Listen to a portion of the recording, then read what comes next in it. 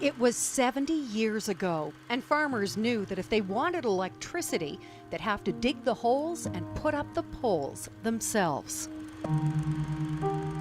They shared the labor and the cost by forming cooperatives called Rural Electrification Associations, or REAs. It kind of just grabbed me.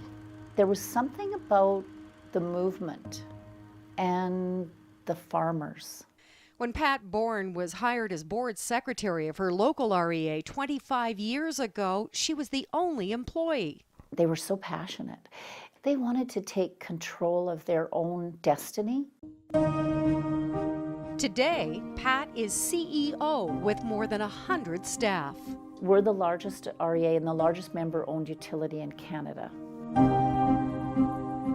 Our service area where we distribute electricity goes all the way from the US border around Coots and all the way up to Barrhead. The company is called Equus, and it's still a co-op model. We're not in this to make a profit. We're in this to do what we can to provide safe and reliable power at an economical cost. These days, Equus and other REAs in the province are fighting for survival. They're having to compete for customers with power monopolies from the city. And they have a lot more resources than we do. And they have over 500,000 customers. And we've got 12,000. But the fight doesn't scare Pat. Our board is very strategic. They are unafraid of Goliath. She's faced tough challenges before. She was 14 and the youngest of 14 children when her mother died.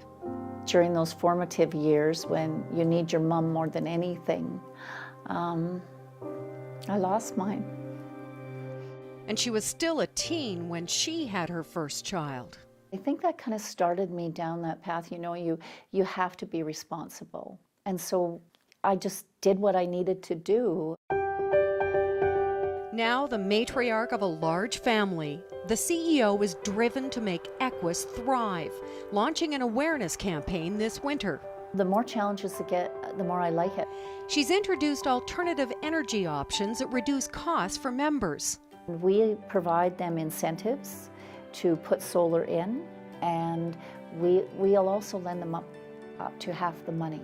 And she gives members the option to round up their power bills to support local causes. Yeah, we're absolutely more than a utility company. We care about the people, and the people care about us, and we want to keep the money in the community. Her vision is making sure that Equus is a part of Alberta's future. We have limited resources, but you wouldn't know that for what we achieve. Because the people want to achieve it. They feel a part of it. They're happy to come to work every day.